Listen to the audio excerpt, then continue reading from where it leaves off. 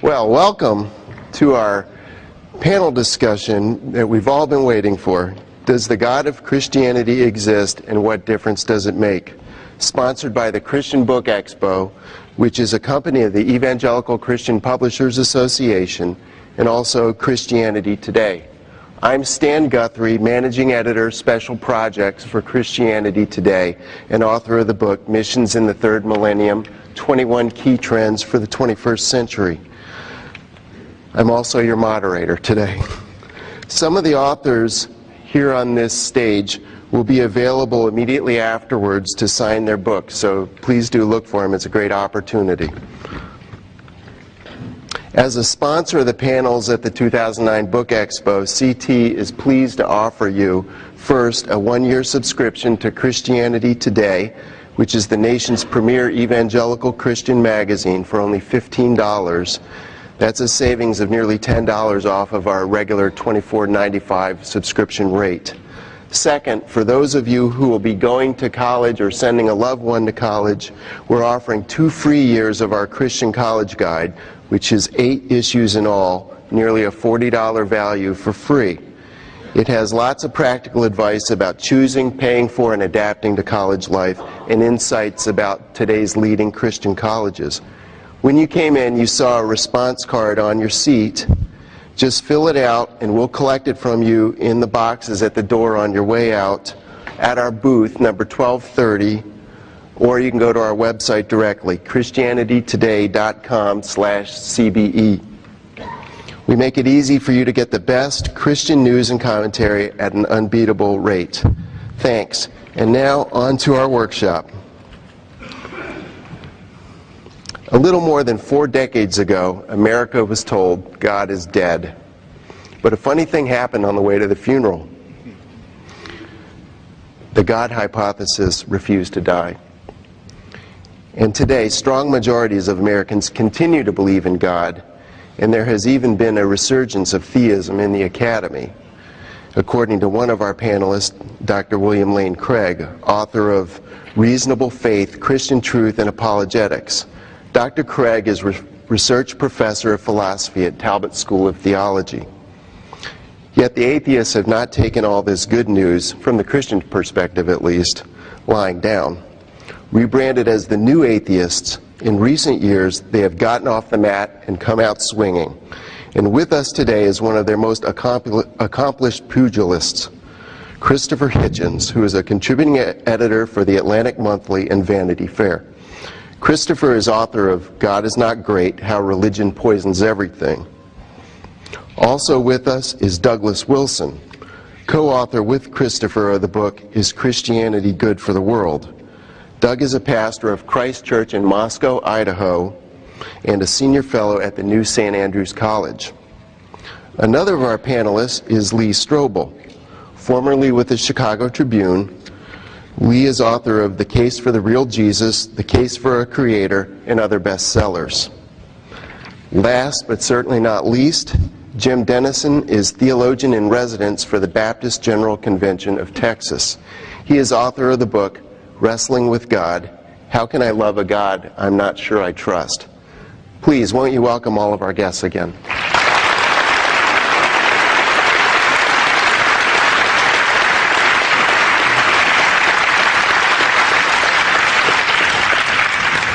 Now, panelists and audience will have plenty of time for questions later during our discussion. But in this first part of the program, this is where you get to say anything you want. There's only one limit, and that is you have 4 minutes. And so it comes with an important caveat. But I will give you a cue that you have about a minute left. So please do try to stay within the time frame. I'll cue you, and we'll start with Lee Strobel. Go ahead, Lee. Thank you, Stan. There was a time in my life when I would have been an enthusiastic supporter of Mr. Hitchens' positions, since I used to be an atheist. That was until my wife, who was an agnostic, became a follower of Jesus, and I was encouraged to use my legal background and my journalism background to systematically investigate if there was any credibility to the Christian faith. It took me 2 years of my life to do that. And I just want to hit on a couple of things that I learned along the way.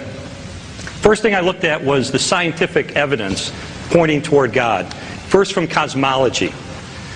Scientists now agree that the universe and time itself began in the Big Bang. That leads to the argument whatever begins to exist has a cause. We know the universe began to exist, therefore the universe has a cause. And as Dr. Craig, who's an expert in this particular matter, has said, we can draw logical inferences from the evidence. And that is that this cause must itself be uncaused, timeless, immaterial, powerful, and personal. Pretty good starting point for a description of God. Then I looked at the physics of the universe, and I found that there are certain aspects of the physics of the universe, things like the force of gravity, the cosmological constant, the strong nuclear force, that are fine-tuned on a razor's edge to allow life to exist in the universe. In fact, they are so finely tuned that to such an incomprehensible degree that I think it makes a naturalistic explanation pretty silly, and it points more powerfully toward the existence of a creator. Then I looked at the evidence of biological information, that inside every cell of every living thing is volumes of biological information. That is in the form of DNA, which spells out the precise assembly instructions for the proteins out of which the organism is made. Now, it's interesting that nature can produce patterns and even complexity, but whenever we see information, whether it's in a software code, whether it's in painting on a cave wall, whether it's in a book, universally we know there's an intelligence behind it. Now look at consciousness.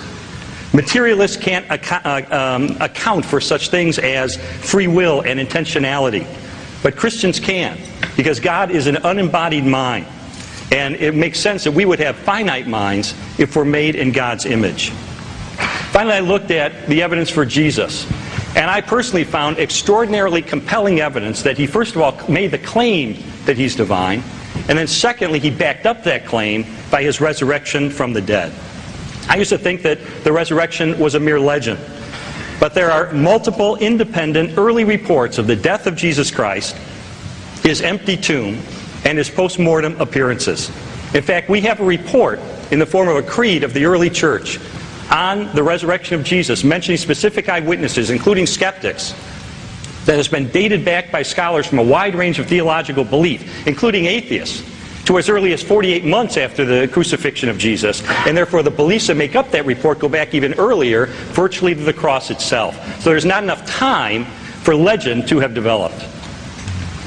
I spent 2 years, I said, investigating this. I finally came to the point where I realized that to maintain my atheism, I would have to believe that nothing produces everything, that non-life produces life, that randomness produces fine-tuning, that chaos produces information, that unconsciousness produces consciousness, and that non-reason produces reason. And frankly, I just didn't have enough faith to continue to believe that. To me, the most logical and rational thing that I could do was take a step of faith, not against the evidence, but in the same direction the evidence is pointing, which is a logical thing that we do every day in various ways, and put my faith in Jesus Christ. How has that made a difference? It's made all the difference in the world. Many of us could talk personally about the difference that Jesus made in our life. We'll probably talk about the impact of Christianity as a panel on the world. I will say personally that to me the idea that Christianity poisons everything is simply not true. It's something I can personally testify in that the way that Jesus has influenced my life has been positive, has been good, especially knowing that I have confidence that I will spend eternity with him. Okay, thank you.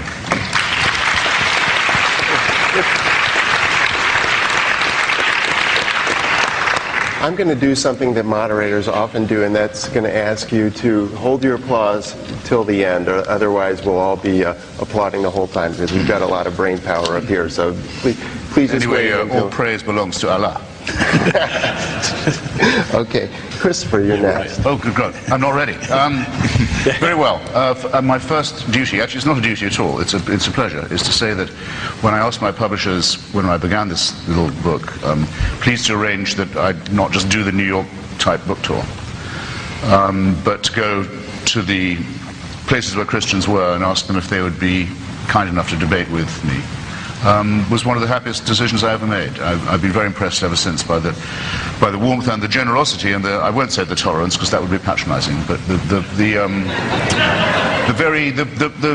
right spirit in which my challenge was greeted, most particularly and most early by Pastor Wilson, with whose co-authored work you will find fine bookstores are equipped everywhere, including here today. All right. Now there was another bestseller just before the First World War. Some of you may even have heard of it. It was a sensational bestseller in the English-speaking world. It was called When It Was Dark, and the author was a man called Guy Thorne.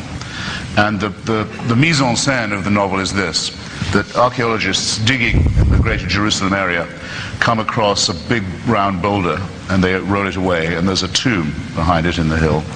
And on the slab of the tomb is the really quite well-preserved cadaver of someone who has been badly scourged with a horrible whip, who's had nails driven through his hands and his feet, who has a terrible wound in his side, and who has a crown of thorns pressed down very hard on what's left of his scalp.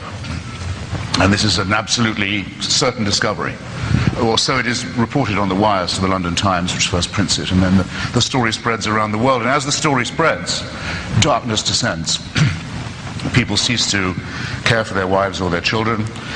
To coin a phrase from, I think, Lady Bracknell, they start doing it in the street and frightening the horses. They borrow and they don't return the money. They take money. They help themselves.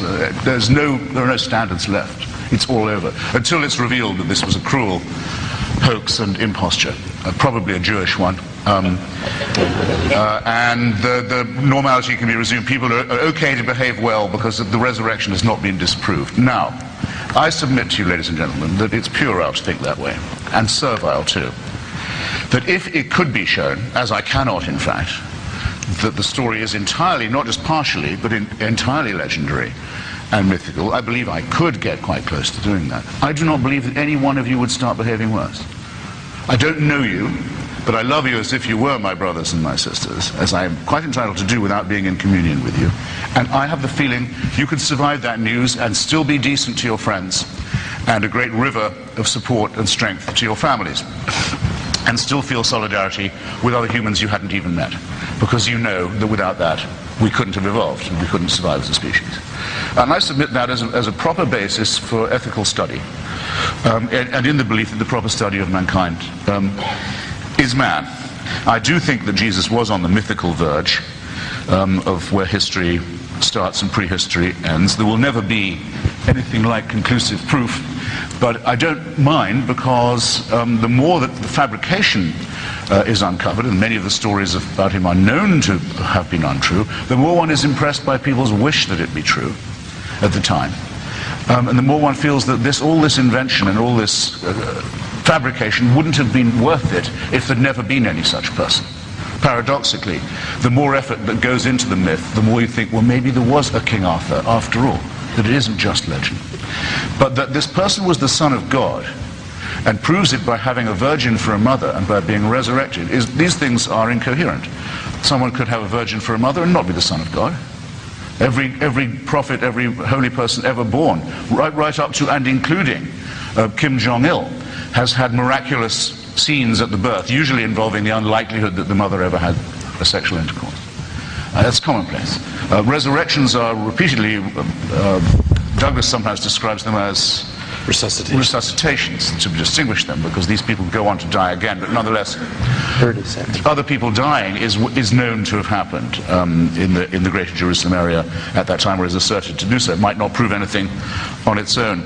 All right, now I've really got to be quick. Does it do any good? In the last week, the Pope has gone to Africa and said AIDS may be bad, but condoms might be worse.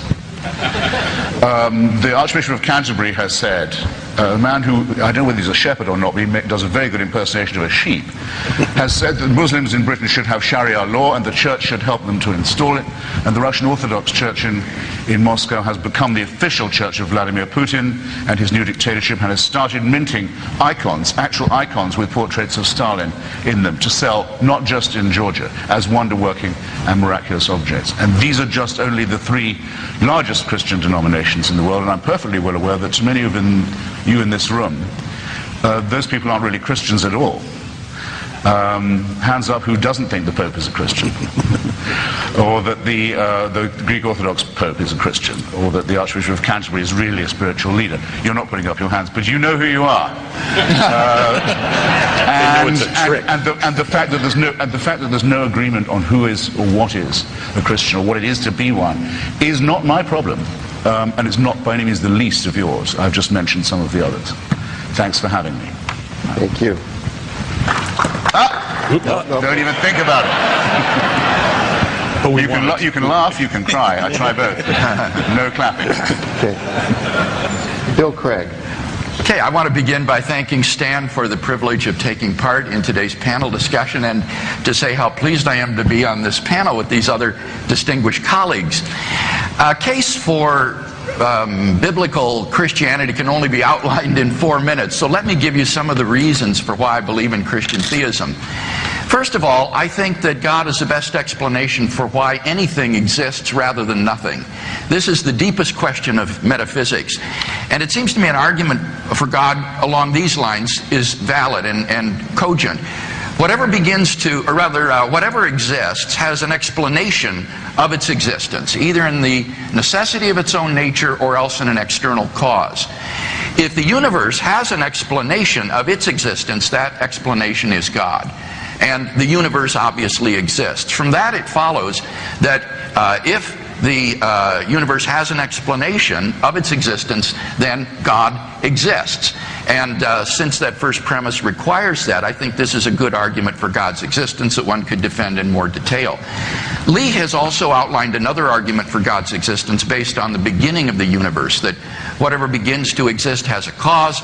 Philosophical and scientific evidence shows the universe began to exist, from which it follows there is a transcendent cause of the universe beyond space and time, which brought the universe into being from nothing. Lee also mentioned the third argument that I would appeal to, the argument based on the fine-tuning of the universe. The fine-tuning of the universe for intelligent life is due to either physical necessity, chance, or design. And I think it's plausible and improbable that it's due to either physical necessity or sheer chance, from which it follows that it's due to design. A fourth argument would be a moral argument that would run like this. If God does not exist, then objective moral values and duties do not exist. And by objective values, I mean values and duties which are obligatory and binding, independently of whether anybody believes them or not. I would argue, secondly, that objective moral values and duties do exist, that in moral experience we apprehend a realm of objective moral values and duties, from which it follows necessarily and logically that therefore God exists.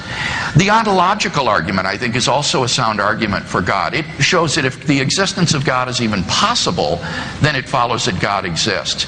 And the idea here is that God, by definition, is a maximally great being. There can be nothing greater than God. And a maximally great being would be a being which is omniscient, omnipotent, and morally perfect in every possible world. Well, now, if it's possible that there is a being like that, it follows that there is a possible world in which a maximally great being exists. But if a maximally great being exists in any possible world, it exists in all of them, including the actual world. Therefore, it follows that God exists. So if God's existence is even possible, it follows that God exists. The atheist would have to not merely deny that God exists, but that it's even possible for God to exist. I would also then argue, as Lee did, on the basis of Jesus' radical personal claims and his resurrection from the dead, that Jesus is the revelation of the Creator God of the universe that is apprehended through the arguments of natural theology, that the best explanation of the facts of the empty tomb, the post-mortem appearances, and the origin of the disciples' belief in Jesus' resurrection is that God raised Jesus from the dead, and that therefore it follows that the God revealed by Jesus of Nazareth exists. And finally, I would say that God can be known immediately through personal experience. Philosophers call beliefs of this kind properly basic beliefs. They're not based upon deeper inferences, rather they're foundational to a person's system of beliefs. These aren't arbitrary, rather they're grounded in experience. And that's what makes them properly basic. And I think for the person who knows God, who has a personal relationship with God, the belief that God exists is a properly basic belief grounded in his experience of God. And that therefore it is both rational and justified to believe that God exists in a properly basic way. So those would be 7 arguments that one could use in defense of a Christian world and life view, all of which I think are sound and therefore cogent and provide justification for believing in what C.S. Lewis called mere Christianity. Thank you. Jim? Thank you, Stan, so much. When you walked in today, you thought, well, this would be the highlight of the day. It sounds a bit like a joke. Did you hear the one about 4 apologists and an atheist that gathered at a Christian book expo? You know. I am delighted to be part of this conversation and honored for what's going to come ahead. I prepared my remarks for today as I was staring at a painting of the island of Bougainville in the South Pacific. My father was stationed on this island in World War II. 300 men were placed there.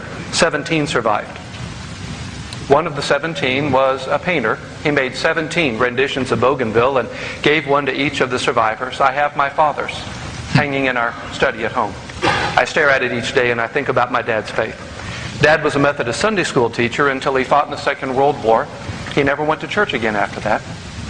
He struggled and questioned the very existence of a God who is all perfect and all powerful and all loving in a world like this. Dad had his first heart attack when I was 2 and died of a heart attack when I was a senior in college and never came to terms with the faith issues of his life. And I grew up with all those questions. I grew up with all those issues inside of me.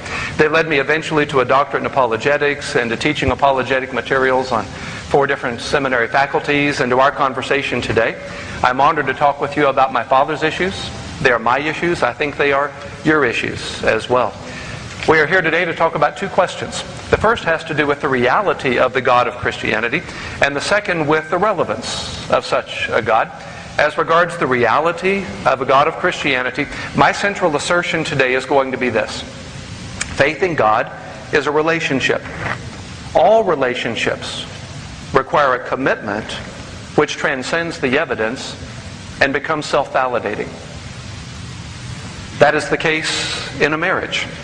When a person examines evidence but then steps beyond the evidence into a self-validating experience. That's the case in choosing a school or a job or a friendship or any relationship. We examine the evidence, and we'll do a great deal of that today. You've already heard today about cosmological, teleological, moral, ontological arguments for God's existence. We'll talk together today, I would imagine, as regards evidence for the authority and trustworthiness of Scripture and the divinity of Christ. But I'm going to say at the end of the day that faith in God is ultimately a relational decision. A relationship that must, at the end of the day, be experienced. In that regard, I rather envy Mr. Hitchens his task today. I would think that it must in some ways be easier to question the existence of an experience one has not had than it would be to argue for such an experience with a person who is unwilling to do what is necessary to have that experience. At the end of the day, I'm going to be arguing for relationship as the category of faith. As regards the relevance of that relationship, I would make these assertions. First, I would remind us that we're not dealing with religion, per se. Mr. Hitchens has said that religion poisons everything. I would suggest religion has no ontological status. It has no independent reality. There are religions. There is no such thing really as religion. Just as there are leaves, but no such thing really as leaves. To put all religions under one category and castigate religion because of the activities of some religious people seems to me something like condemning medicine because of the practices of some doctors. Again, we're going to talk, I think, about religion in the abstract, but I'm hoping we'll think about relationship. I'm going to assert today that we cannot measure the moral relevance of any religion necessarily by the lifestyle of each of its adherents. There's a causality question. How do we know the degree to which the religion caused the behavior? How do we know the degree to which the behavior is consistent with the moral values of that religion? It's a cause and effect. And then ultimately, I'm going to suggest today that God redeems all that He allows. In that relationship, a personal interaction with the God of the universe has enormous relevance for all of us who live in a chaotic world. God joined us in that world. To paraphrase Irenaeus, God became one of us that we might become one with Him. It's that relationship I'm looking forward to defending today with you. Thank you. Pastor Wilson? Yes. Thank you. It's an honor and pleasure to be invited here. I'm very grateful for this opportunity, so my thanks to the organizers of this event. Those of you who've seen the movie Collision or who see it tonight will see that Christopher and I are in danger of becoming friends if we don't watch it. We'll see what we can do to We'll see, that's right. And I would remind Christopher, showing up at events like this, the Scripture says that bad companions corrupt good morals, so you need to be careful. And thanks to you all for coming to this event to watch Christopher Hitchens thrown into a den of lambs.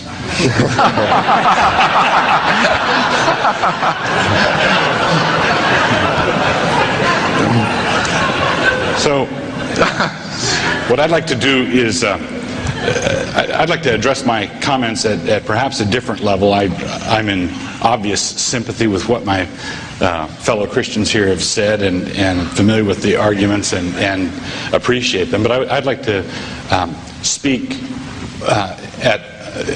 on a different tier. And that, when you look up here, you see us sitting behind a table and we're all speaking, and you're listening to and watching what's coming out of our heads. But if there's another thing you can do, and I would urge you to do this, and say, what are they all sitting on up there? What's supporting all of them? I hear what they're saying, and they say and different things, and they qualify or agree and nuance and so forth, but there are certain fundamental assumptions that all of us share. We're saying different things, but we're all sitting on a chair, we're all on this stage, and we share those things in common. And this is the level I would like to address here in my comments. What kind of universe does it take to support a debate like this? What would the universe have to be like? How would it have to get here in order for this to be a reasonable debate? Christopher thinks the universe is a certain way, and I want to maintain that the way that Christopher thinks the universe is would not generate a debate like this. It would not generate this kind of collision. To illustrate, if you were to take a bottle of Mountain Dew and a bottle of Dr. Pepper, do you want to be the Mountain Dew or the Dr. Pepper? Never touch this stuff. Okay, well, if you took the two bottles of pop and shook them up and put them on the table and they were both fizzing over, it wouldn't occur to you to ask which one was winning the debate. They're not debating, they're just fizzing. They're not debating, it's just matter in motion. They're not debating, it's just a chemical reaction. Well, what does that mean if you're an atheist and you say that all that is, the cosmos, is just matter in motion? It's just stuff moving around. It's this infinite billiard ball table with the balls going in every direction. It's just this complex chemical reaction. Now, we are complex chemical reactions. I think according to Christopher, I think Christian thoughts because that's what these chemicals always do at this temperature and under these conditions. I don't think them because they're true or false. I think them because this is just the way it is. The problem is that that doesn't just apply to me. That applies to him also. So he's making this claim about the way the universe is, but he's not making the claim because it's true. He's making this claim because he's fizzing just like I am. I fizz Christianly, he fizzes atheistically, but we're both fizzing. Neither of us are arguing or debating. In order for a true debate to occur, we have to be made in the image of God. In order for a true exchange of views, we have to have something here in us that goes beyond the matter in motion, that goes beyond our physical construction. Now, this relates to something else. I think this applies to morality. I think it applies to rationality. I think it applies to aesthetics, truth, goodness, and beauty. I think this reduction that I'm proposing is something that makes it impossible for an atheist to mount a case against the Christian faith. That doesn't mean that there is not room for questions. I'm a pastor, and I've brought up kids, and I've taught in Christian classrooms. I would want to distinguish between, however, a doubt and a question. Doubts are those sorts of things that can never be answered in principle. 30 seconds. A doubt cannot be answered. A question can be answered. Why does Paul say this and James say this? Why does one of the synoptic gospels say this and the other synoptic gospel say that? Those are reasonable questions. I want to maintain, however, that Christians don't need to answer anything coming from the atheist quarter, because those are simply doubts, universal doubts. They're not questions, because atheism can't support the kind of universe that is necessary to generate a question. In order to generate a question, you have to know where you are to begin with. God had to put us here. Thank you very much, gentlemen. As moderator, I'm going to take the opportunity to do just a bit of fizzing on my own. And I was at the movie last night, which I found very interesting and informative. And as I got out of there, it just got me to thinking. And I'd like to tell you just a little story, because this question is going to be directed to you, Christopher. Before I came on this business trip to lead these panel discussions, I was in a hurry to get my bag at my office, and got a call that the car was sitting outside. And so I hurriedly went to grab my bag, and I threw myself off balance in that moment and ended up on the floor. I have a case of moderate cerebral palsy that I was born with, and it's part of my life. I got up, hoping that no one saw me. I don't think they did, but it's happened before, and it will happen again. In fact, there's no guarantee that I won't fall off this stage at some point. So you may want to be ready to catch me. I found the intellectual discussion exemplified in the movie and the books. I've read your book. It's very helpful. I love these arguments. I get into this stuff. But I'm wondering, Christopher, it seems to me that your philosophy of anti-theism is a philosophy for the strong. It's a philosophy for the intelligent. It's a philosophy for the well-connected. And my experience of Christianity is that Christianity, I do believe it's true. I understand a lot of these arguments that have been put forward here. But Christianity has something to say for people who are not strong, who are not intelligent, for people who fall down. Christianity gives people a reason for dignity, human dignity. We're all created in God's image. It gives us a reason for dignity because Jesus took on our suffering and our frailties and our sin. And it also gives us a reason for hope because He conquered death. He conquered the things that hold us down. And I know that as a believer that at some point in the future I will receive a resurrection body. And these limitations that I've had to deal with for whatever reason God has will one day be taken away from me. And I guess my question for you, Christopher, is, regardless of the truth or falsity of my beliefs, I would like to know what your anti-theism has to offer in the way of dignity or hope for those who are not as intelligent as you, who are not as strong as you, who are not as well connected. What hope can you and your philosophy give to people like me and, frankly, people who are much worse off than I am? Very well, thank you for the question, and, if I may say so, for the way in which you asked it. But just before I go to it, I can't resist Doug's lamb challenge, which is part of the lamb challenge is, in a way, one way one could describe your own challenge to me. You remember the movie Quo Vadis?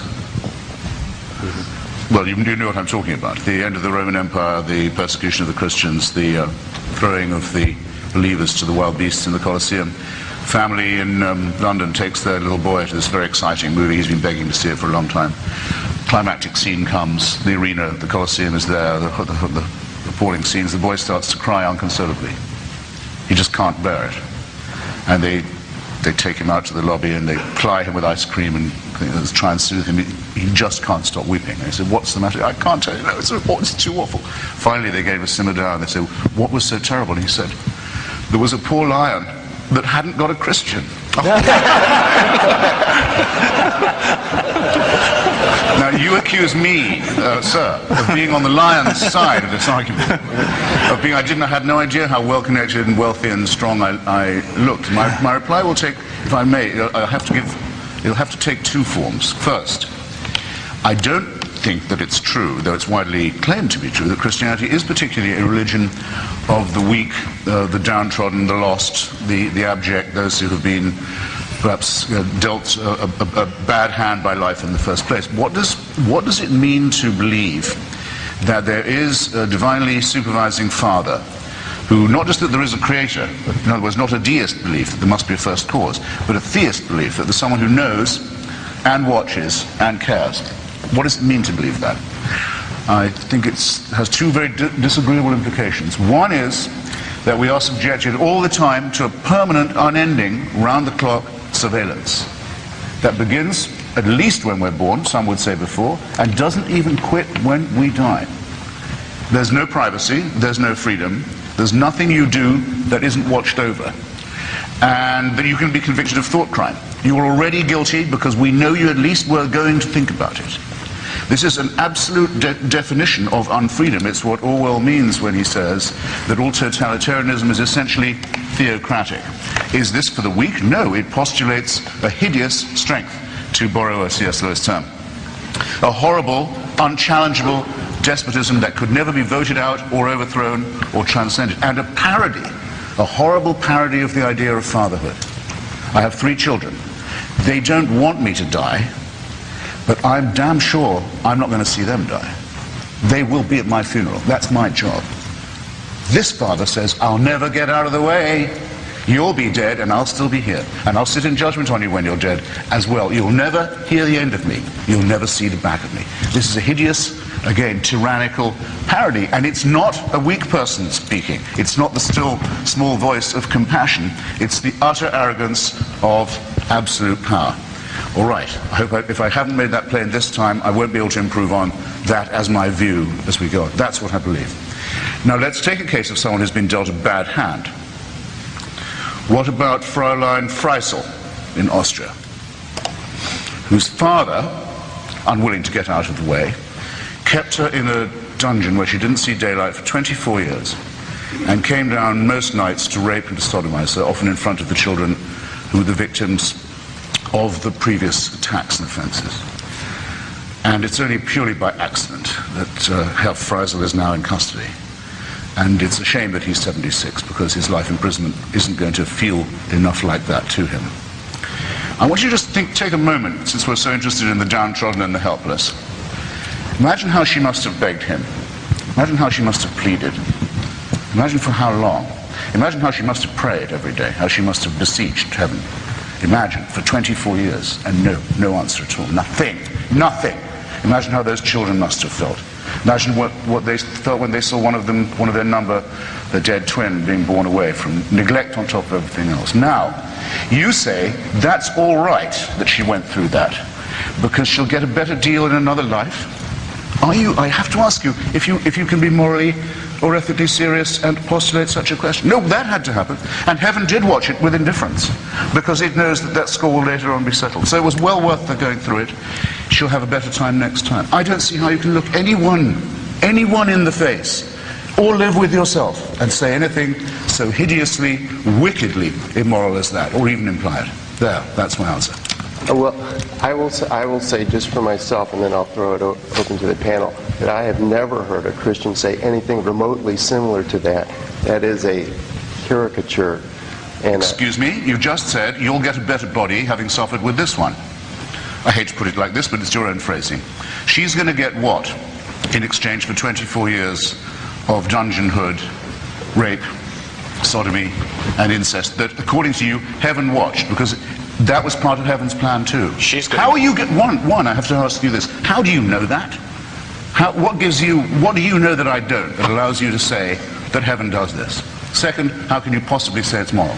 She lives in a universe that I believe in which she has justice coming.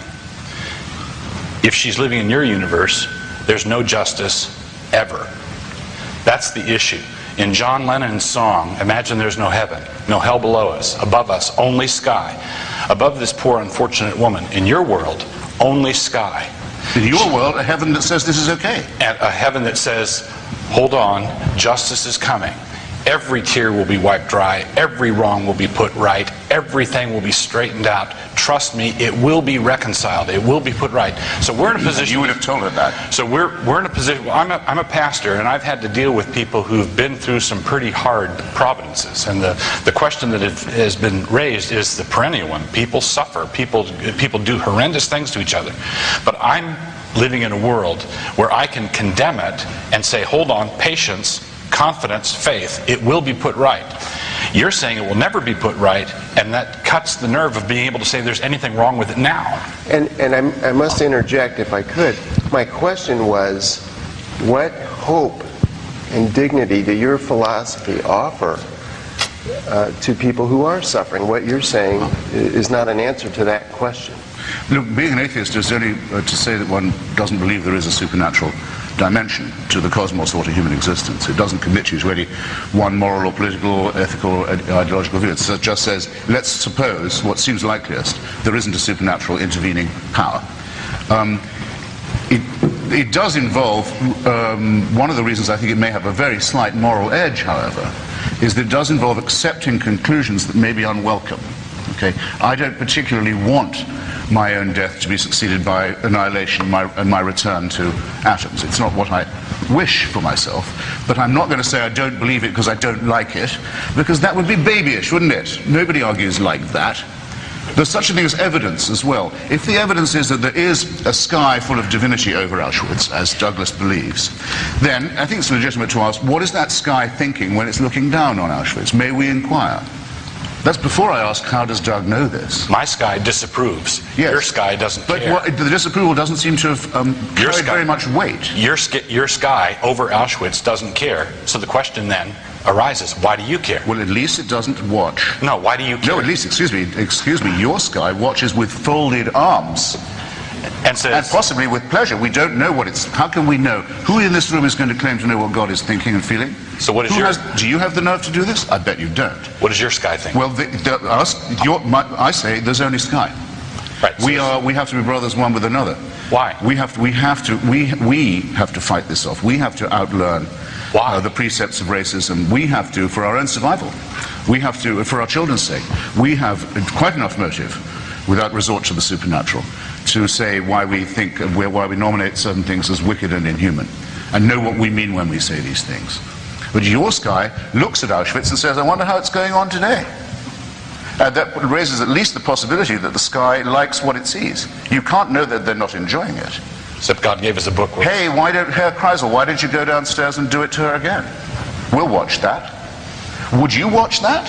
I'm asking you. Well, why are you saying it's ethical to postulate that somebody does? I think you're making a good point here, and Christopher, in the sense that Christians, I'll just speak for Christians in the limited experience I have with Christians who are suffering.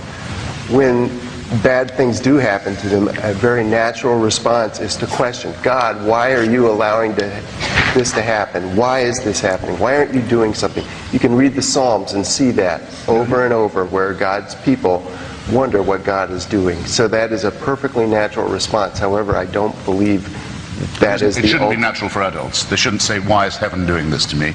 Why do they think heaven even knows they're there? Jim? It's babyish to think like that. This was my father's issue as well. If there is a God, why would he allow 300 men to be abandoned on an island and only 17 survive? It's been an issue and a struggle for me as a pastor for 25 years as well. I want God to intervene when people misuse their freedom to do horrendous things. I absolutely want God to do that. If I were God, I would intervene if I saw someone misusing their freedom to do absolutely horrendous things. So then we ask, all right, now where do we draw the line? Let's say that we draw the line that God must intervene if someone is about to misuse their freedom to commit murder. I don't want anyone to be able to murder my sons. Well, neither do I want anyone to harm my sons. So now we step the line back. Now I want God to intervene whenever anyone is going to misuse their freedom in a way that will hurt my sons physically. Well, I don't want anyone to hurt my sons morally or personally or emotionally, and so I'm going to draw the line there. I don't want anyone to hurt my sons at all, so now I'm going to draw the line there. At what point, once God starts intervening in free use of human will, does God stop intervening? The Bible tells us that God weeps, God grieves at the outrages that he sees happen among his children. I think I can answer your question, Christopher. How does God feel? God is a father. And as a father, God grieves as his children are hurting. He cries as they cry. He hurts as they hurt. If he intervenes by removing freedom, where does he stop? That's the issue that has troubled me all across my pastoral experience. And that's my response to the issue today. And if he can intervene and determine, then in what sense are we free? We're the properties of an eternal Father. That's the terminus of unfreedom by definition. There would be no, when I'm asked if we have free will, I always have the same response. Of course we do, we have no choice. You say we've got free will because we've been given it by the boss. Come on. That's hopeless. Morally hopeless, intellectually incoherent. May I respond to that? Yeah, please. By all Thank you means. very much. Thank you. The question of sovereignty and freedom is one that has troubled Christians, of course, across all the generations of Christian theology. As we understand it, Christopher, at least how Orthodox Christianity answers the question, God, because he is sovereign and absolute, wants a relationship with us. He knows that relationship of worship must depend upon our choosing worship, or else it's not worship, it's not love, it's not relationship. And so God chooses to give us that freedom and chooses to honor that freedom. It is God's sovereign choice to give me freedom and to honor the freedom that he has given me. That makes him no less sovereign, and at the same time allows me the freedom that he has chosen as my creator to give to me. It's the same thing parents do with their children. You know the mind of God, in other words. It's the same thing parents do with their children. When we give our children limited freedom, we give them autonomy so that they can make the right choices and they can grow into the adulthood we wish for them. But all the while, what they are choosing is within the context of our sovereignty. That's how sovereignty and freedom work together in such a way that God is sovereign, and yet we are free. So you know the mind of God. I know what God has revealed of his mind. I know how God has revealed himself in Scripture, how God has revealed himself ultimately in his Son, when he became one of us, that we might become one with him. I could never propose that I myself, unaided, could ever know the mind of God. Religion is our effort to climb up to God. Christianity is God coming down to us to make himself known to us so that he would reveal his mind to us. Thank you. I'd like to shift gears slightly. Did you want to have a... No, I think honestly, you've been very kind. I've said. Okay. I would like to add an addendum to this. It seems to me that there are two questions here that are getting blurred together. One is the existence of innocent suffering compatible with Christian theism? Or is Christian theism some way incoherent, internally incoherent? And it seems to me that Denison and Wilson have both suggested ways in which we can think of God Christianly, in which innocent suffering could exist and would be consistent with the character of God. They talked about the need to permit human freedom, and you admitted that constant intervention would rob human beings of significant moral freedom. And then they talked about justice in the afterlife, desert and punishment, that would be consistent with showing that Christian theism is coherent as a worldview, even though there is innocent suffering. That's one question. Then the other question is, but how do you know Christian theism is true? And that seems to be the question you slide to, is when they first explain the coherence of Christian theism, they say, but how do you know that's true? Now that's quite a different question. That would be the kinds of arguments and evidences that Lee talked about and that I talked about. But would you admit that if Christian theism is true, that it is a coherent view given the sorts of innocent suffering that we talked about? If you make the relevant assumptions, yes. Okay. Then it's internally fairly consistent, I think. Okay. If heaven waited until 2,000 years ago to intervene in the affairs of a species that's at least 100, probably nearly a quarter of a million years old, that let it rot for 2,000 years and then said, time to intervene, but only in very illiterate parts of the Middle East, and by human sacrifice, and that ought to cure it. That'll mean they can be claimed to be saved. If you believe anything like that, then the rest, I guess, more or less does follow. To me, it makes absolutely no sense at all. It's a white noise proposition. Now you've made me answer. I should say I have to return Doug's question to me in a similar form. He says, if I think that the world is only material, why should I care? Well, even if my children are only material, I still do care for them. Oddly enough, I seem to be programmed to do so, and for other people too.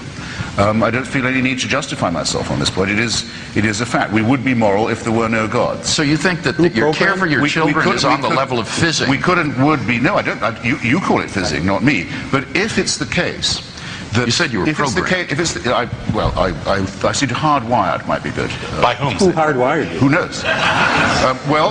Doesn't Christianity offer an explanation? The same as hardwires the orangutan in the California Zoo who picked up the baby that fell into the pit and walked it over to its mother who was weeping and banging her head against the bars. You're right. A lot of animals have solidarity. They form families, they look out for each other, they have kinship ties, they laugh, they cry. They don't laugh that much, they don't weep that much, but have emotions. They don't do this by any recourse to a celestial dictatorship. They don't have to grovel to a Kindle song in the sky who won't go away. They can be moral without that, in other words. My submission is very simple. Don't make a mystery where none exists. We can be moral without the supernatural. You say we can't be moral without the supernatural. That makes us slaves. You're using the word moral to simply speak of behavior set A. So there are innate, mothers caring for their young and instinct, herd instinct and that sort of thing. You're describing behavior set A. But we also have innate impulses that make us want to go to war with rival tribes, take people out who annoy us. That's behavior set B. Now, also in the image of God, presumably. No, you've got to answer this question. Okay. Behavior set A and behavior set B. Morality is that which decides between those two behavior sets. Now, you can't say that's innate, because the innate nature of human beings is what gives us the problem. Innate human nature gives us altruistic behavior. Innate human behavior gives us genocidal behavior. It gives us both. Now, you can't appeal to some innate thing that will tell us that this one's moral and that one's not. No. But there's nothing in human behavior that would surprise you if you thought of humans as a primate species who were half a chromosome away from being chimpanzees, with war, rape, various kinds of stupidity, cruelty, waste, and so forth. But why do you call one of them moral? You say these primates are made in the image of God, whichever it is they do. Now, here's my question. Well, here are two of them. The one I was going to ask you. If you say to me, my materialism gives me no reason to care about anybody, why does your belief that ultimate justice will be delivered by heaven make you care about slavery or the emancipation of the luckless Fraulein Freisel from her dungeon? It will be taken care of. There is, in the end, no tear that won't be dried. Why would you care about the suffering of humanity in that case? It's just as immoral a proposition if you examine it. The way I've put it, ladies and gentlemen, and I feel you've been very generous in letting me speak, so I want to wrap with this, and for now, leave you with these questions. Name me, if you can, a moral action I couldn't take, or a moral statement I couldn't make, because I don't believe in the supernatural. I don't believe in God. You have to be able to do that, it seems to me, to body forth the claim that ethics and morals are founded in religion. And then there's a corollary question. Can any of you think of a wicked action undertaken, or a wicked thing said by someone because they were a person of faith? I think you've already thought of one. The female genital mutilation community, for example, is more or less exclusively religious. Actually, the whole genital mutilation community is religious. The suicide bombing community, almost entirely faith-based. You know where I'm going with this. But you can't, I dare you, no one yet from the Archbishop of Canterbury on down in any debate, or if there is any further down from the Archbishop of Canterbury, has ever been able to point out to me a moral action I'm forbidden, is stopped from making, or a statement I can't come up with because I don't believe. Yeah, you can, and there's a prize, by the way, attached. I've heard you assert this before, and it surprises me because I think it's trivially easy to name actions that on a Christian world and life view are morally obligatory, but on your view are not morally obligatory. Is that what you're asking for? No, it wasn't the question. Okay. I mean, a Christian is morally obliged to what? Tithe. Yeah, that would be an example. Pastor, he's a pastor. But I don't think it's moral to give money to a church. all right, so there is a moral duty that, given Christian theism, one can name that you as an atheist could not name in your worldview. It doesn't meet the conditions at all. I don't think giving money to an organization that promotes belief in the supernatural is a moral action. Exactly, but we do. On Christian theism, this is a morally Christianity is a obligatory tautology in that way. Once you accept that a human sacrifice 2,000 years ago solves all problems and leads to salvation, everything else does follow. Well, I have no doubt about it. You see, I don't understand your challenge then. The challenge, I thought, was to name an action which you as an atheist could not regard or could not also affirm as a moral obligation.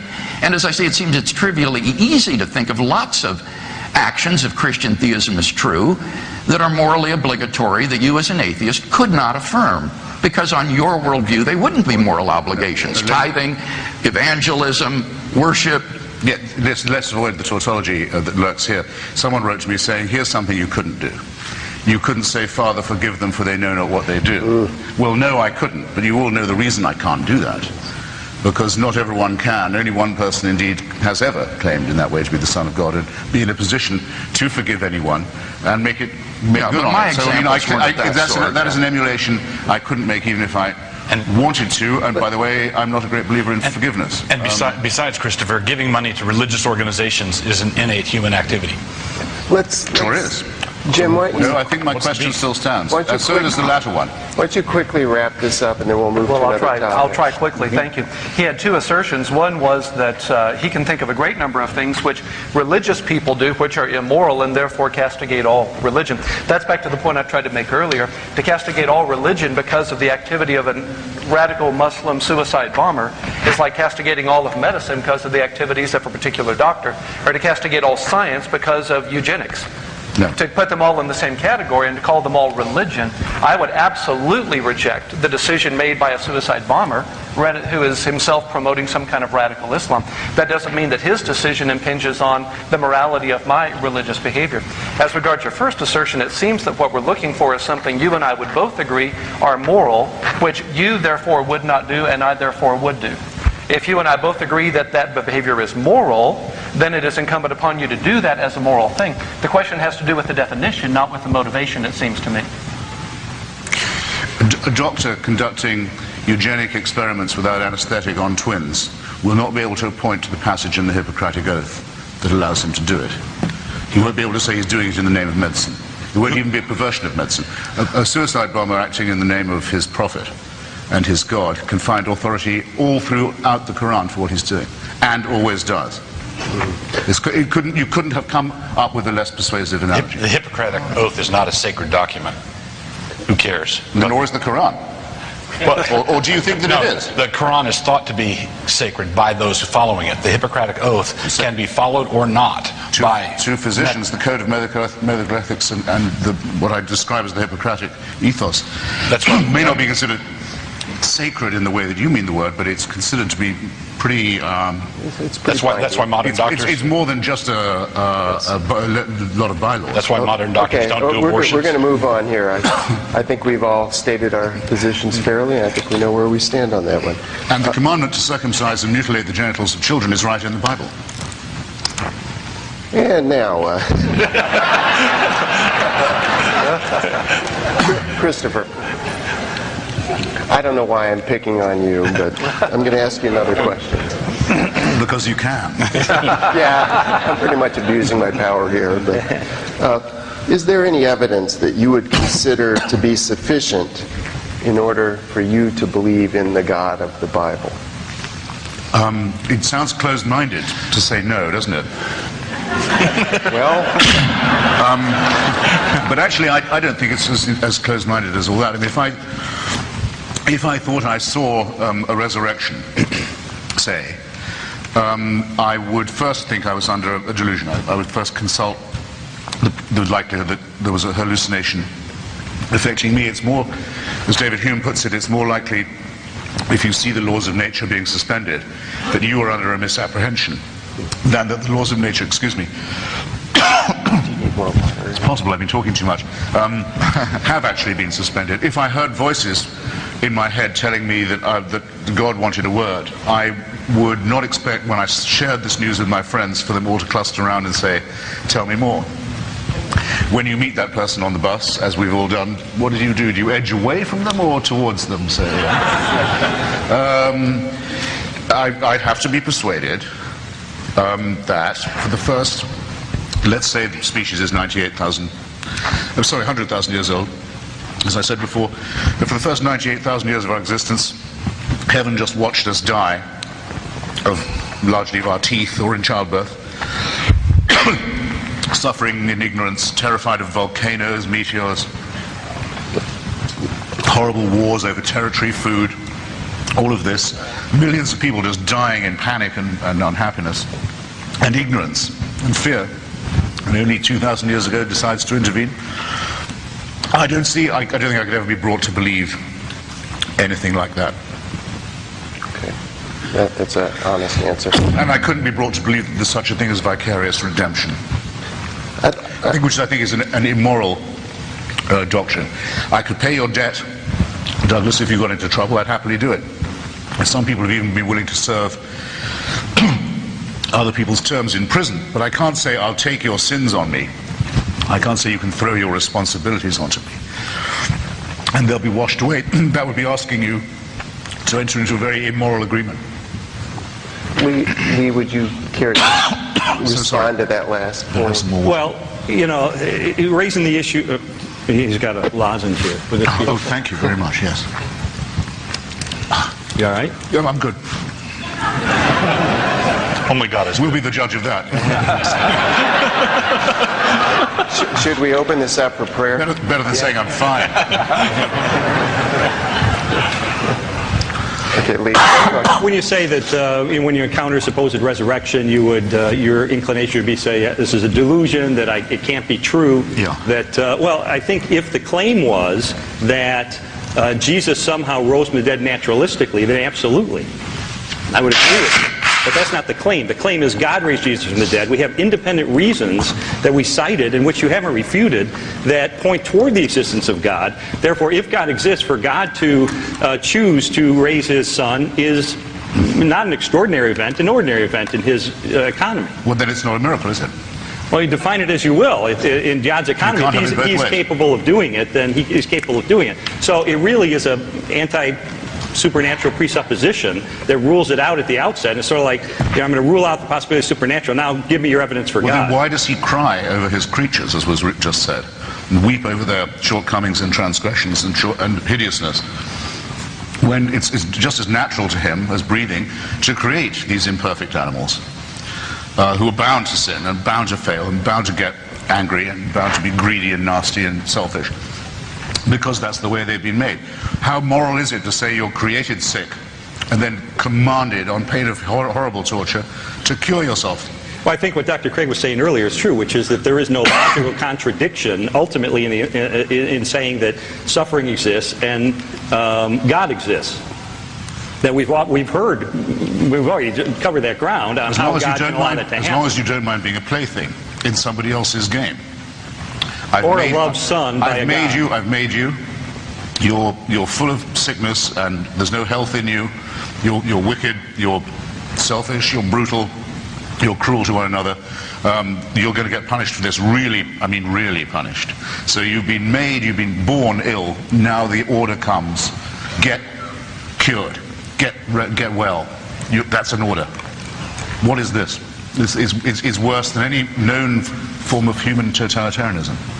Issue things. There's nothing accomplished by whitewashing them or explaining them away. Sometimes non-believers go too far and make accusations that are not well grounded. They make the crimes worse than they actually were. But wherever the crimes really did exist, I think we should own it, accept it. And with this proviso, we can accept it as a sin, as a crime against God, as something that's fundamentally unjust, because we have a standard of justice. Because I'm a Christian, I have a standard that I can fail to meet. Because I'm a Christian, I have a standard that I do fail to meet, that I fall short of. And I acknowledge my sinfulness when I do, and I see the same thing in the Christian world. There's a standard there. What I don't comprehend is how an atheist would look at the Crusades or the Inquisition as anything other than another chapter in this gaudy, meaningless show. Right? Stuff happens. You've got this parade of foolishness that we call human history. Some of it religious, some of it, if you're going to burn a heretic at the stake for not crossing his doctrinal T's or dotting his doctrinal I's, you might as well wear a robe and a funny hat and have a good time. Why not? There is no justice ahead of us. So I would want to turn it around and say, look, all the charges that you can bring against the Christian faith, Christopher can bring quite a few, and I as a pastor could bring quite a few. All those charges, when they really do fall short of God's standard, I want to accept it and say, yes, we are sinners, we need redemption, we need forgiveness, and yes, and we've got to repent, we've got to put this right, we've got to do better. But then I would turn it around. We can say that was a sin. You can't. Right? The atheist has nothing no basis for objecting to behavior, any kind of behavior, throughout history, in the past or in the future. Now, Christopher has gone back to what he would like for his own sons, these sort of instinctive things. But why would you care what happened to the Amalekites? Why would you care what happened in Spain during the Inquisition? Why would you care about what's going to happen 500 years from now? That doesn't, there's no traction.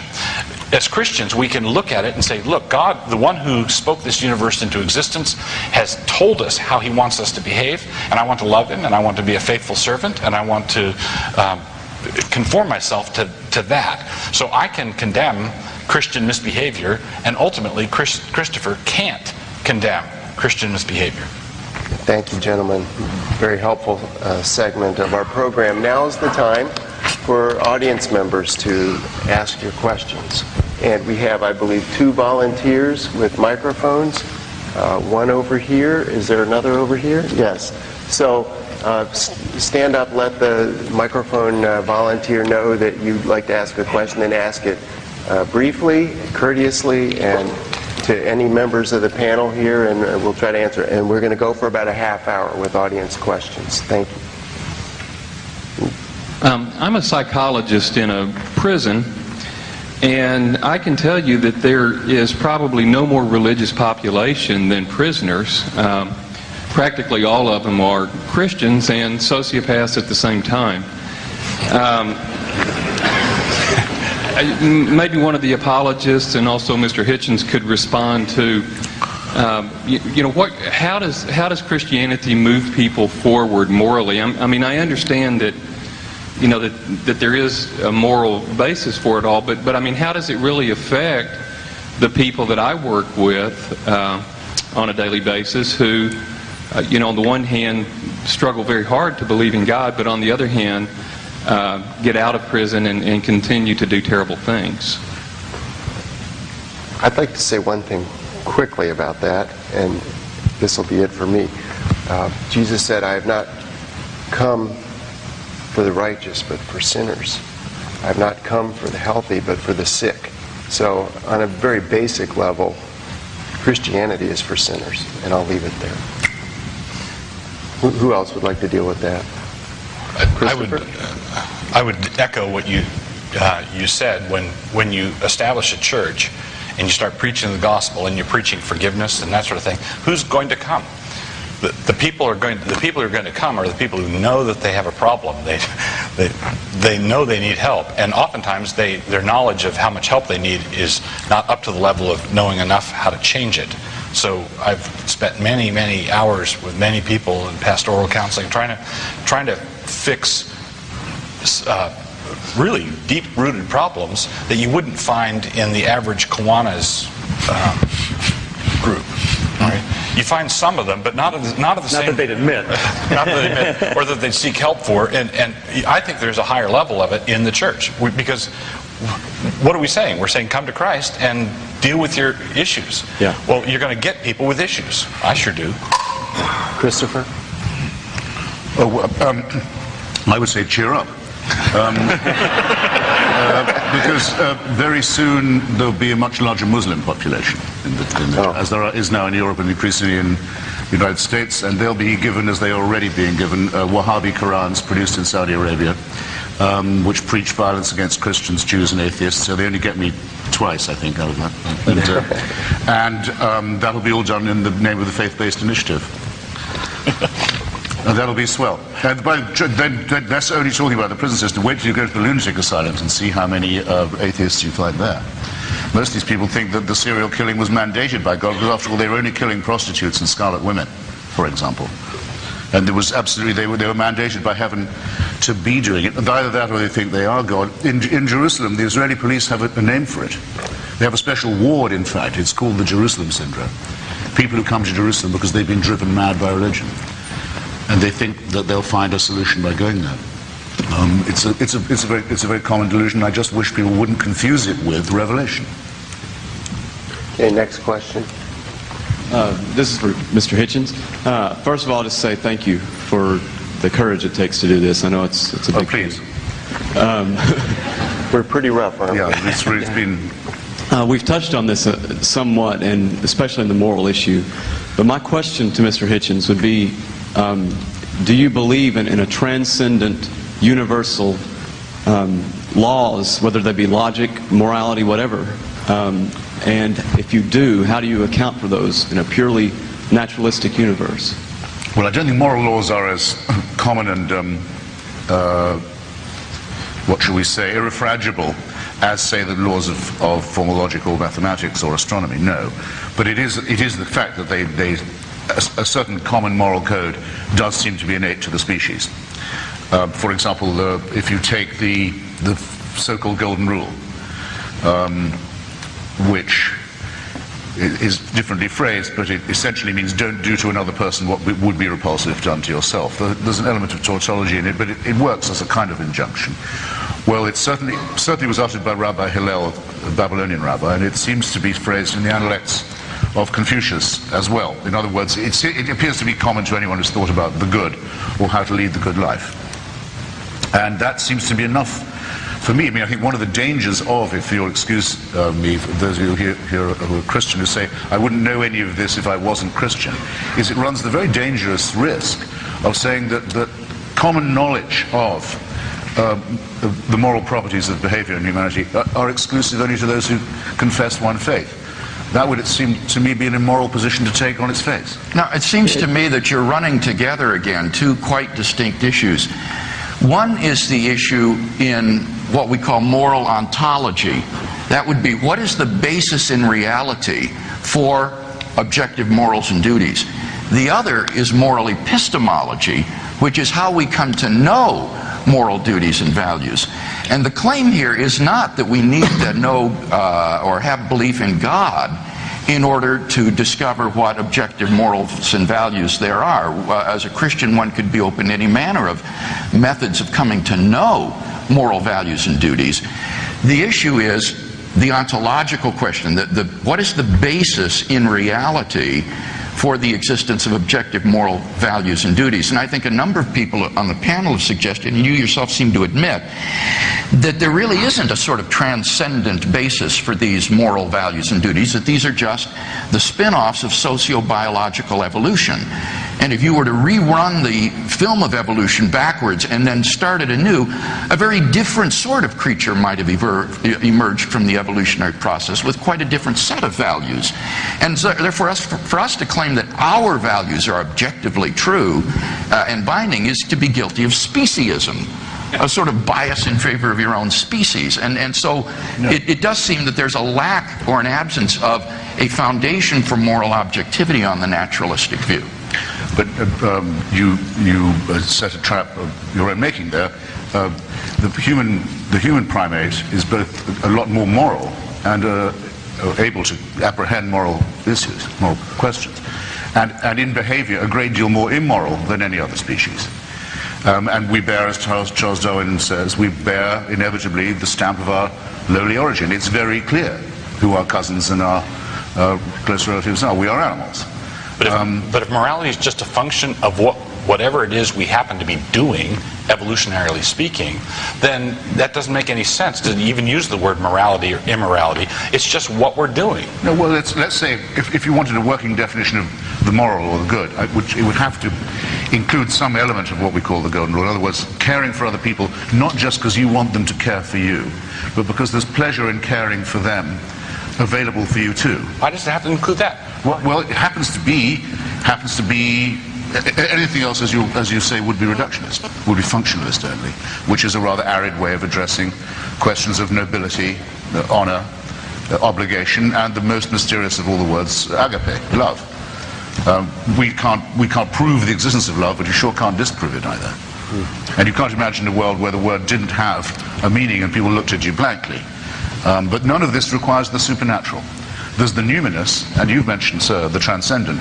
These are dimensions of our own imagination and our own cortex. Well, if that's Just true, like that our susceptibility to music, for instance. But it doesn't require. There's all the difference in the world between the numinous and the transcendent and the supernatural, especially the supervising, superintending, intervening bossmanship of a divine, unchangeable authority. But if there is no transcendent, then these are just the accidental byproducts of the socio-biological evolutionary process. I insist there is a transcendent and a numinous. You insist? I've just been making that very distinction. I'm sorry if I... No, I thought you said there was no... No, I expressed myself poorly. I appeal to I put myself in the safekeeping of the audience.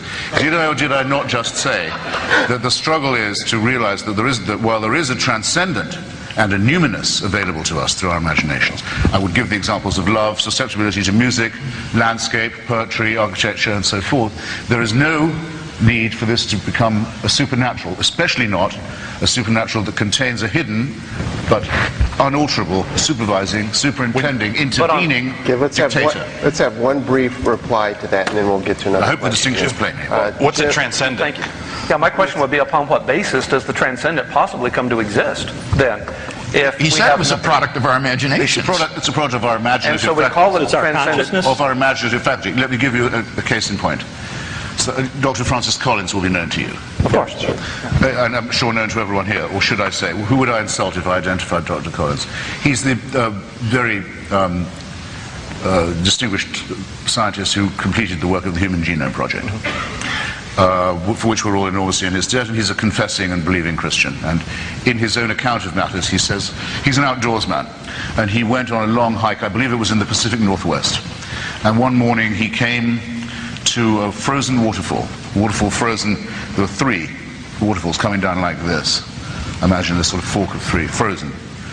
And he said at that point, he dropped to his knees and accepted Jesus as his personal savior.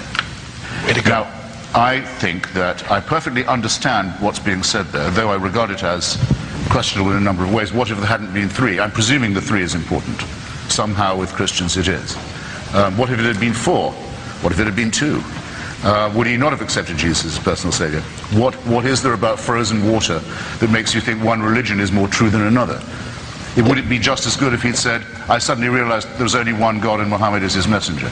Would it be just as good with the same waterfall? Would someone quickly deal with the issue? Well, it's still, exactly. I still know that some people are powerfully affected by landscape, imagery, and music. Here's the problem. You can't use the word transcendent without saying it transcends what? That's right. The space-time continuum is all it is. When our imaginations bump their head on the ceiling, there's no way to get out. There's no transcendent. The imagination is part of the space. Yes. Well, now who's being reductionist now? I'm just using your... I'm applying it to your world. You're saying if I won't buy the whole supernatural, I can't even have love, music, landscape, and poetry. You can't have anything. You can't have them mean anything. Well, be careful. And you can't explain them. Right. Anyway, to me, Dr. Collins' remark is touching and affecting. It makes me think in some ways more highly of him as a person. But it is a completely meaningless, not to say nonsensical statement all the same. Okay, next question, Not to please. him. Hi there. This is for Mr. Hitchens and Mr. Wilson. One of the kind of the subtopic of this has Christianity been beneficial for the world? And I think that, like, if you look at the Christian Reformation, right, and the Reform movement, you see in this like the beginnings and kind of the seeds of like the progressive movement and the humanist movements and the liberal kind of revolution that's existed since then. So, you know, by turning like the kind of Roman sacerdotalism to a position of individual responsibility for faith, invest the individual with a new role of action in our society. You see that when everything's to the glory of God, kings and nobility suddenly are called into question. You even see something like with the Westminster Confession, like something that looks very similar to the written constitutions that came later for states. Cromwell undermines the king and brings parliamentary power into play. And if you look at the history of the early radical Reformation, you're looking at places like Switzerland, the Netherlands, and England, which kind of form the base for these.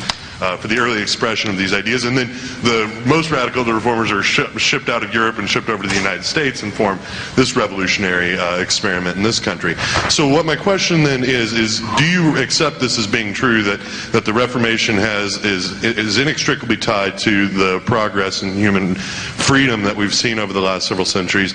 And if not, why not? And if so, Mr. Hitchens, wouldn't that maybe suggest that this particular branch of Christianity, the Reformed tradition, is maybe more good than bad? And for Mr. Wilson, what does it say about the internal consistency and the eternal immutability of this position, that you can draw a line, that it seems to consume itself? Because you can draw a line from Calvin to Hume to Mr. Hitchens here, not to give you a big head comparing you to David Hume.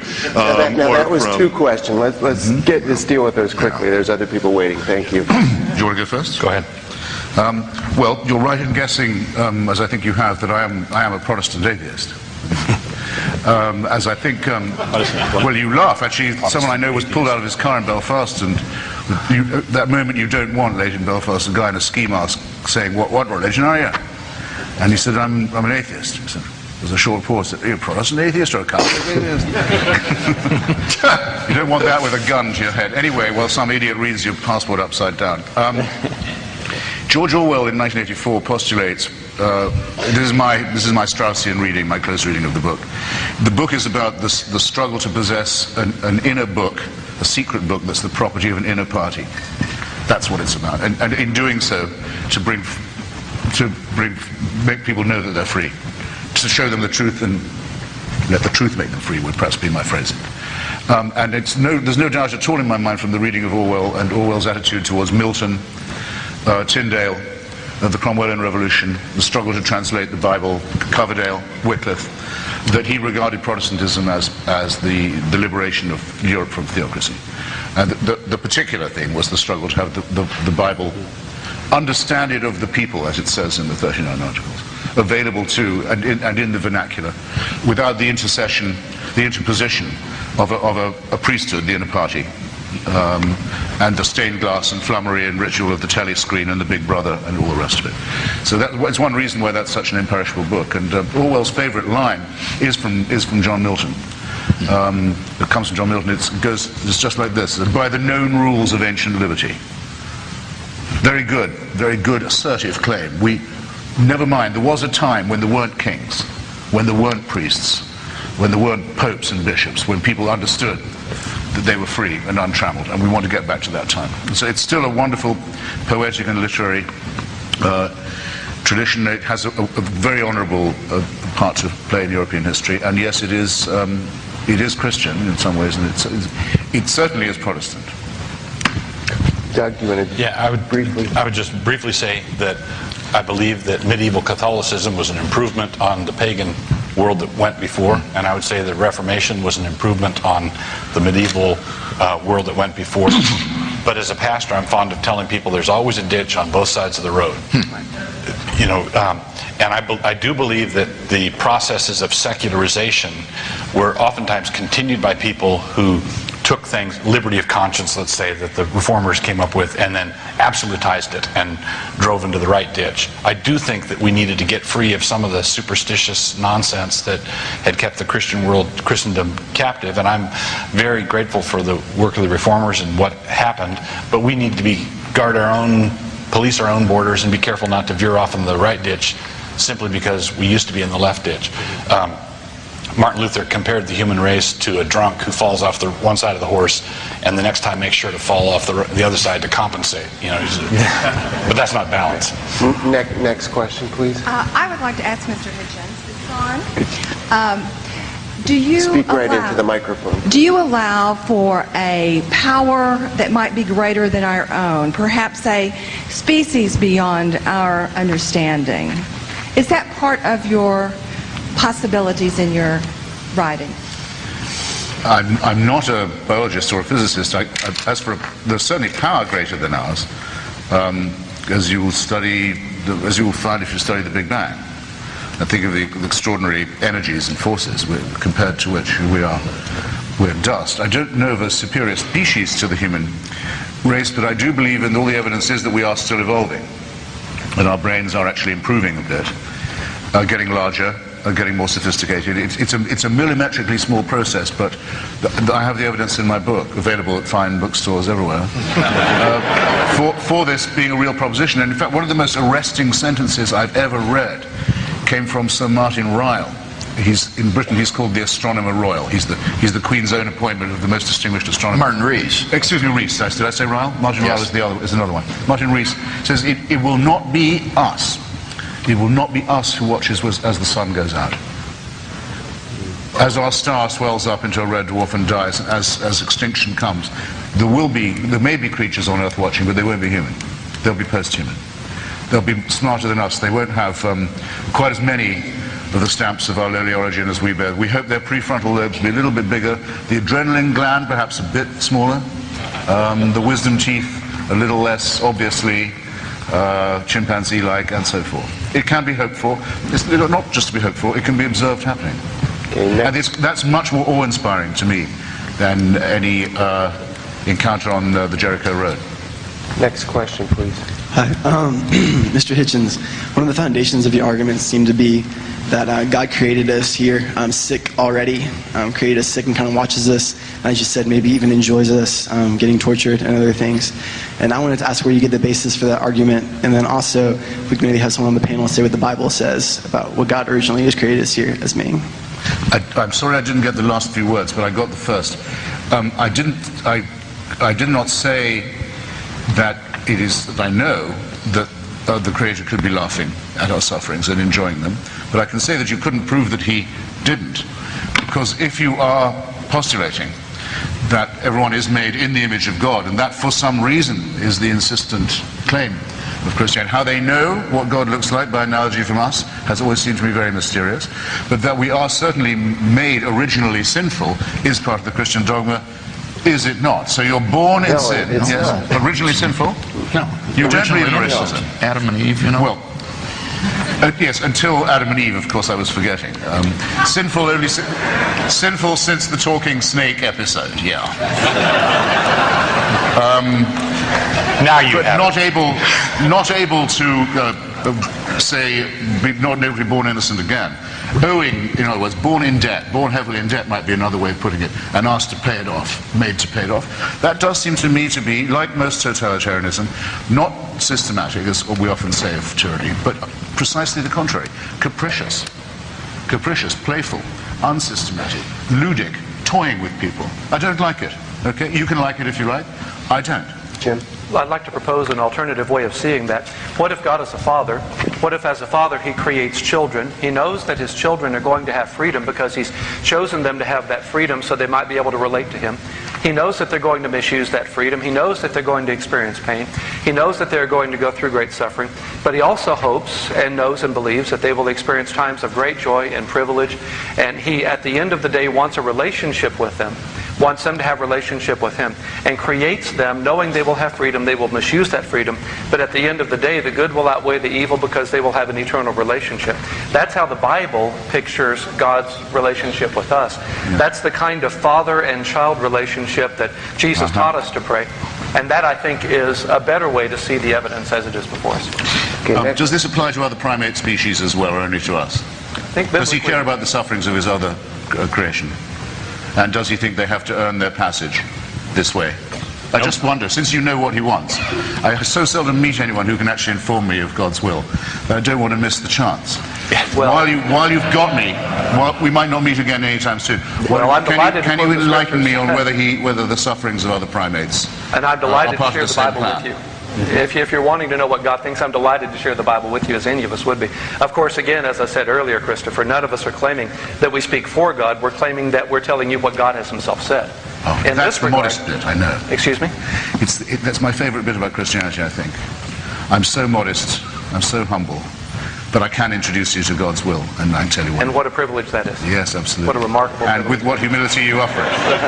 And we would be glad to share that with you today. I know you would. I know you would. Quick, boys, lay hands on him.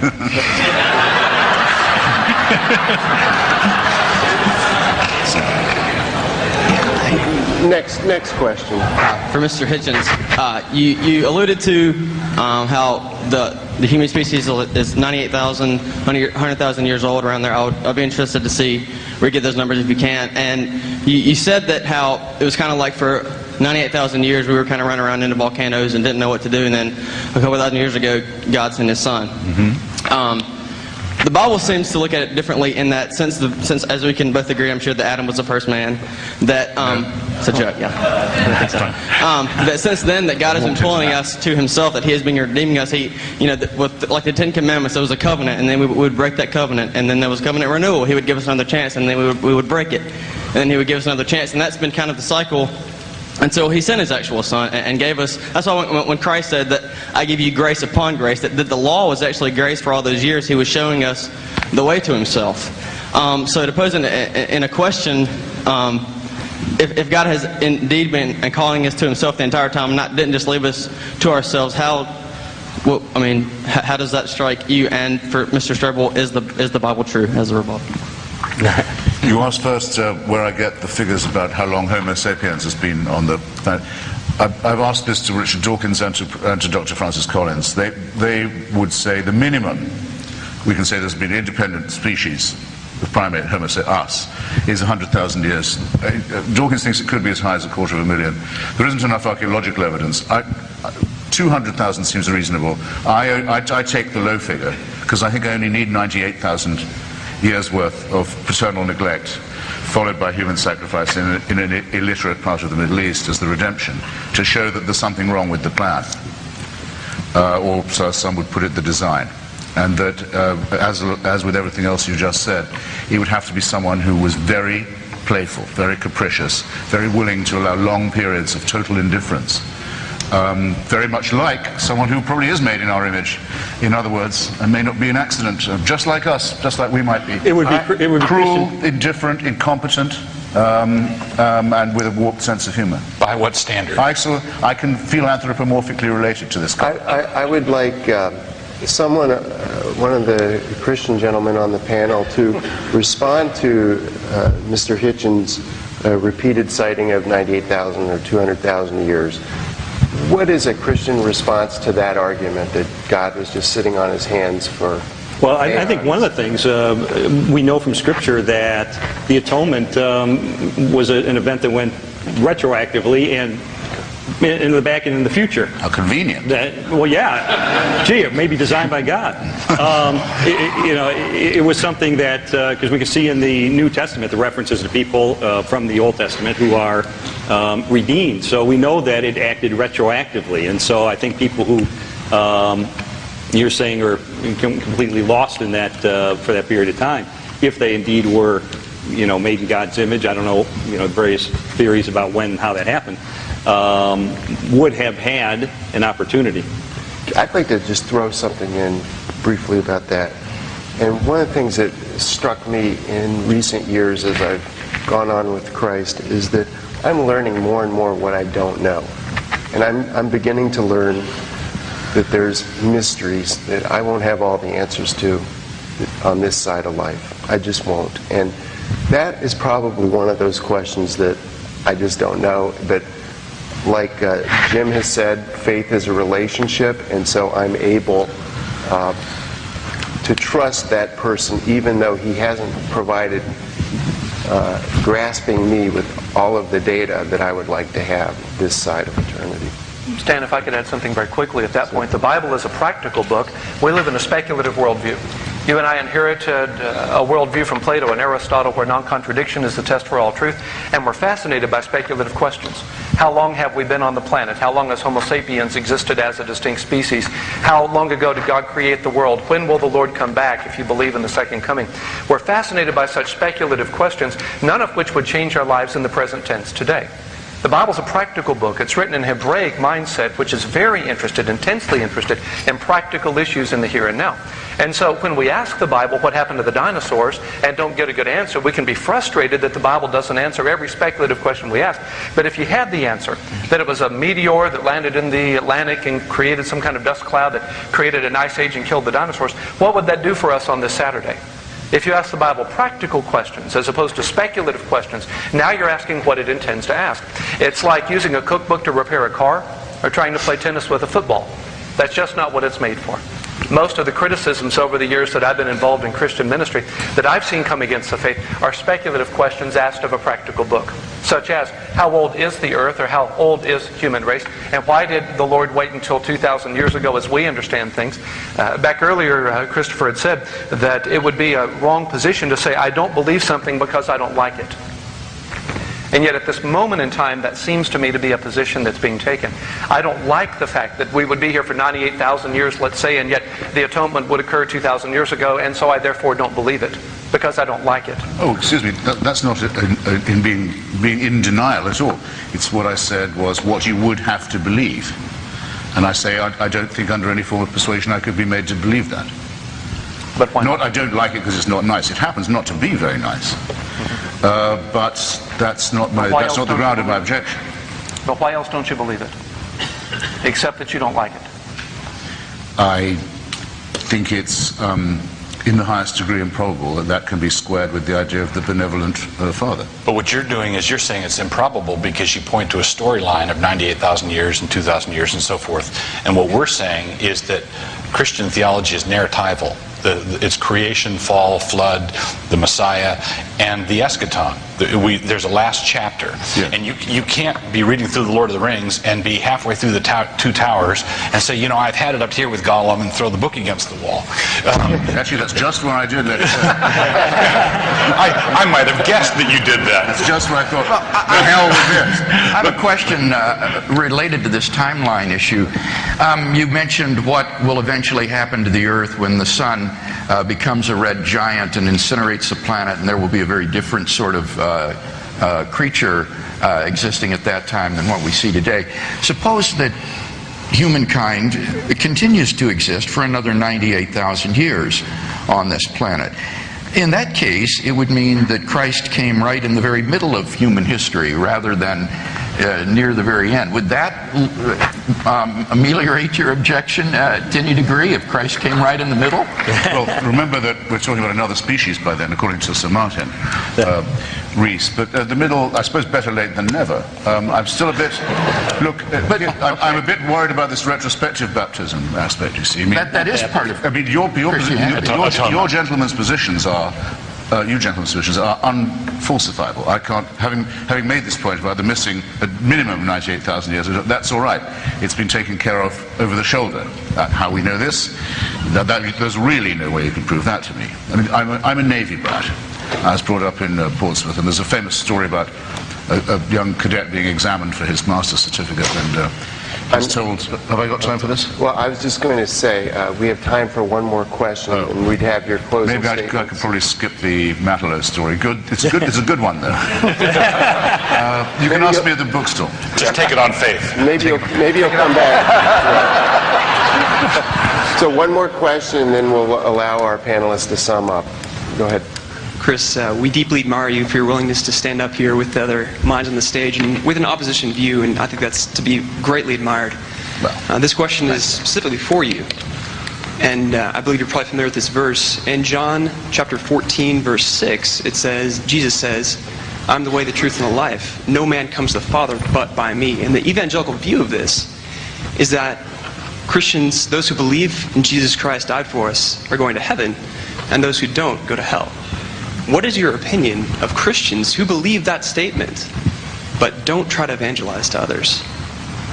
But don't try to evangelize to others. Yes, those that don't try to share their faith, but believe that those who don't share the faith go to hell. Well, my attitude towards someone who says, I have a meek and mild Savior for you, and if you don't like it, you can burn forever and be tortured infinitely, is the same whether they keep it to themselves or try and pass it on to someone else. A person who believes that is a wicked and delusional idiot. Do you really believe that about all yes, the many I do. people? And I shall simply have to say, as someone who is a beneficiary of a birthright of liberty in 2 free countries, one of my birth and one of my adoption, that I decline to be spoken to in that tone of voice. I will not be told, I have a supernatural offer for you. You can be redeemed if you believe just in me. And if you don't like it, you can be tortured forever. I won't be talked to like that. That is the language of fascism and dictatorship. It's directly immoral, and it's a very great relief to know that it's completely mythical, that there isn't a rag of truth to the story. I'm glad that you have the freedom to say your beliefs, and I'm glad I live in a society where I have the freedom to share my beliefs as well. And now if we could... discriminated against. I asked anybody that I had a question, but I'm like you, I can't stand very long. And, well, why don't you ask a very brief question, because it's time to sum up. Why did you do it sitting down? Go, give him the microphone. Because I don't have a microphone. Well, if he's hurting, he should be sitting. It seems to me we got way off base here. This gentleman started off with, this thing was about the existence of God. And all I've heard is morality and lots of psychobabble and religious babble. And my question is simple. And I haven't read your book. Didn't know anything about you until I saw your picture in the paper. But with the precision with which the universe does revolve, which is very precise, if it gets off a little bit, we're done. And I'm not a scientist. The complexity of the human body is so complex. Given 5 billion years, if we were here, do you really believe that evolution, the Big Bang, and the degree with which the universe revolves could just happen? Do you really believe that? I've noticed there's a big tendency lately, it's called the fine-tuning argument, to impress me, or to try and impress me by saying, look how nearly nothing happened at all. Look how nearly it was all a complete failure. I've failed completely to see the force of this argument, either scientifically or by analogy. Here's the situation. Edwin Hubble, as you know, discovered that the effect of the Big Bang was that the universe was exploding away from itself at a faster rate than had been thought. But it was going very quickly indeed. It's called the red light shift.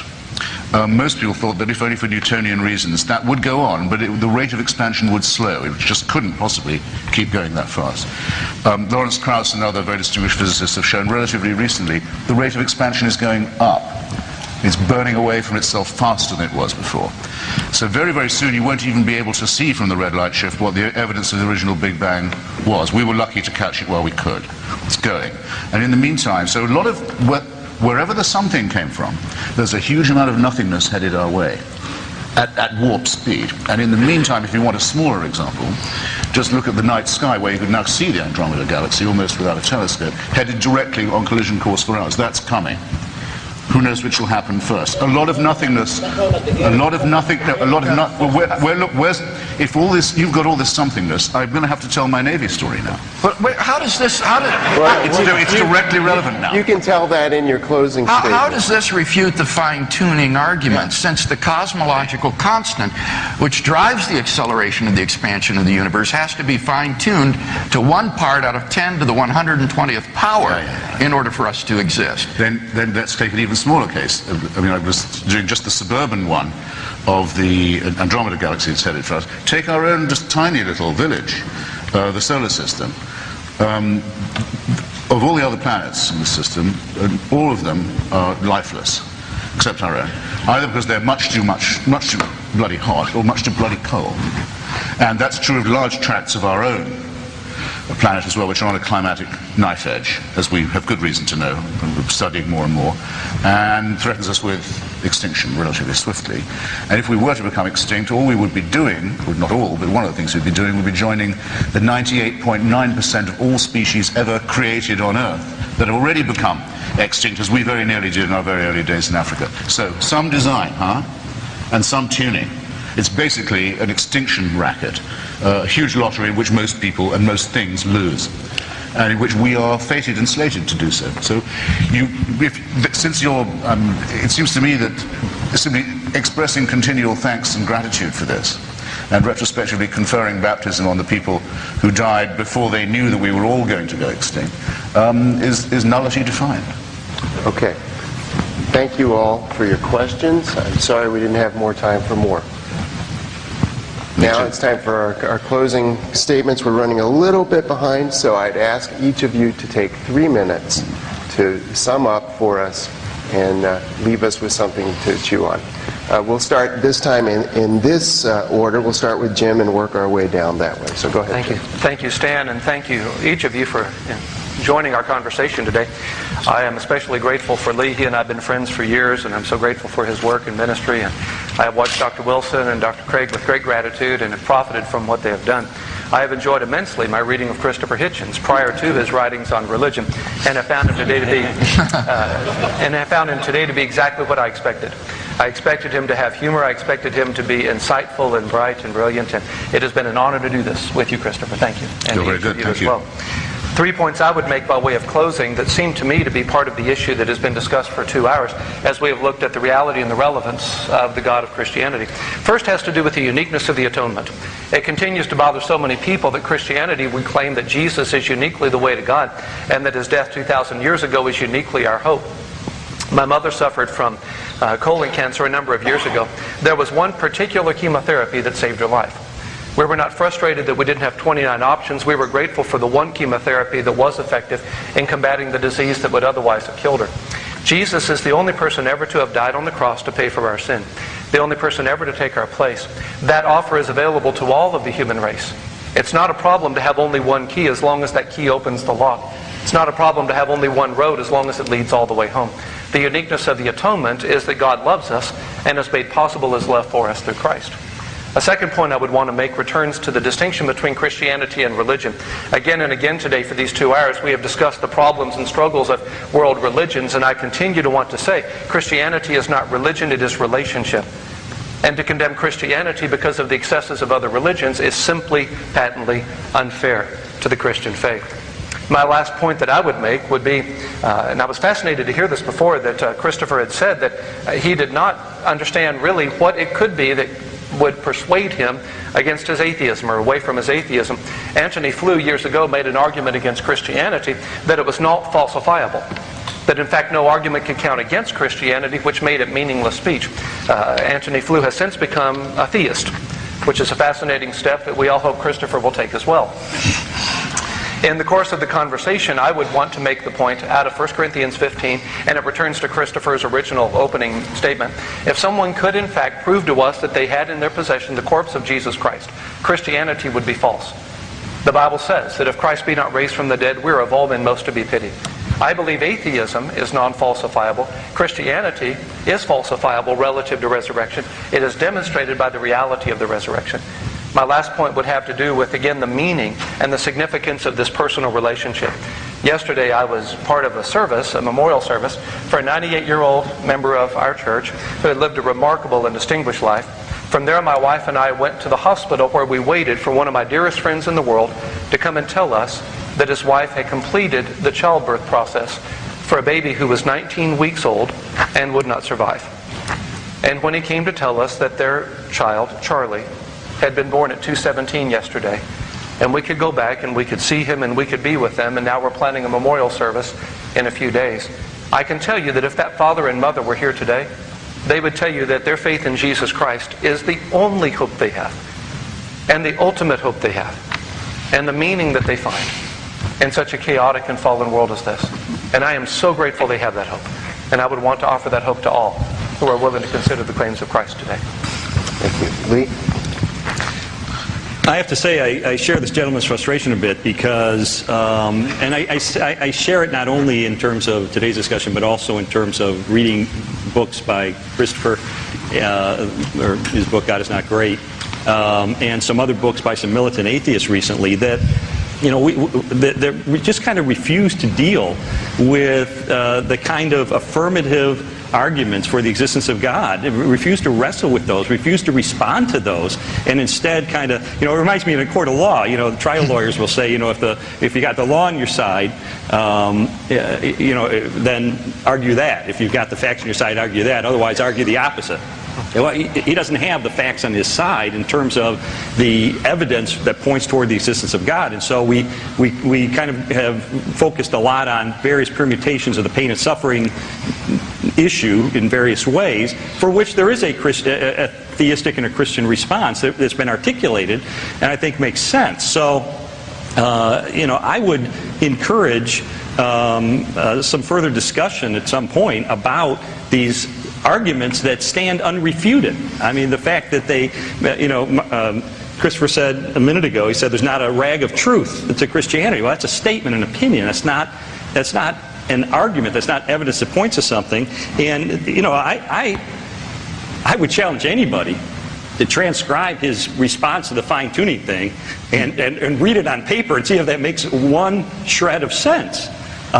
In terms of answering the ultimate question of the fine-tuning of the universe. You talk about dysteleology, and we can get into that. There are answers for that sort of thing. So I think my frustration is, as someone who had been an atheist, and being persuaded that the Christian case is a better explanation of the universe and our life, to hear some, at some point, writing a discussion really wrestling with these classical and I think evolving in terms of getting sharper with the fine-tuning argument and cosmology, increasingly potent arguments for the existence of God. Thank you, Lee. Doug? I thought of one thing in this last question about the complexity of the human body.